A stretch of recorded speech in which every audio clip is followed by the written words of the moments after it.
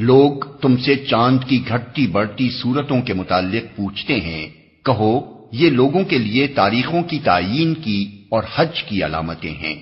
نیز ان سے کہو یہ کوئی نیکی کا کام نہیں ہے کہ تم اپنے گھروں میں پیچھے کی طرف سے داخل ہوتے ہو۔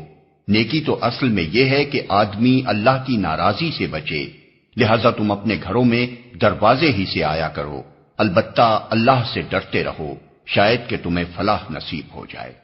اور تم اللہ کی راہ میں ان لوگوں سے لڑو جو تم سے لڑتے ہیں، مگر زیادتی نہ کرو کہ اللہ زیادتی کرنے والوں کو پسند نہیں کرتا۔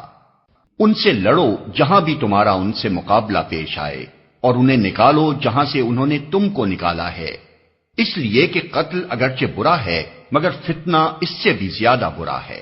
اور مسجد حرام کے قریب جب تک وہ تم سے نہ لڑیں تم بھی نہ لڑو، مگر جب وہ وہاں لڑنے سے نہ چوکیں تو تم بھی بے تکلف انہیں مارو کہ ایسے کافروں کی یہی سزا ہے۔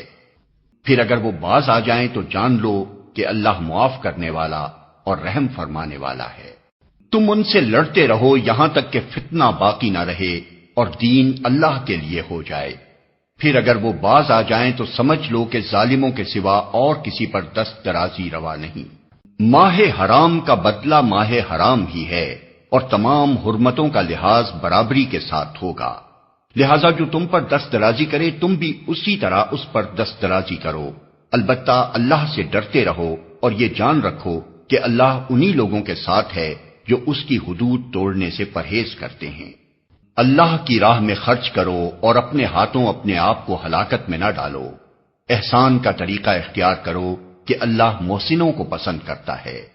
اللہ کی خوشنودی کے لیے جب حج اور عمرے کی نیت کرو تو اسے پورا کرو، اور اگر کہیں گھر جاؤ تو جو قربانی میسر آئے اللہ کی جناب میں پیش کرو، اور اپنے سر نہ مونڈو جب تک کہ قربانی اپنی جگہ نہ پہنچ جائے۔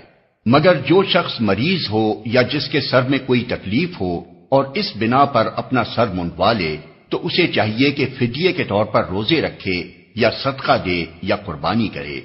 پھر اگر تمہیں امن نصیب ہو جائے اور تم حج سے پہلے مکے پہنچ جاؤ تو جو شخص تم میں سے حج کا زمانہ آنے تک عمرے کا فائدہ اٹھائے وہ حسب مقدور قربانی دے، اور اگر قربانی میسر نہ ہو تو 3 روزے حج کے زمانے میں اور 7 گھر پہنچ کر، اس طرح پورے 10 روزے رکھ لے۔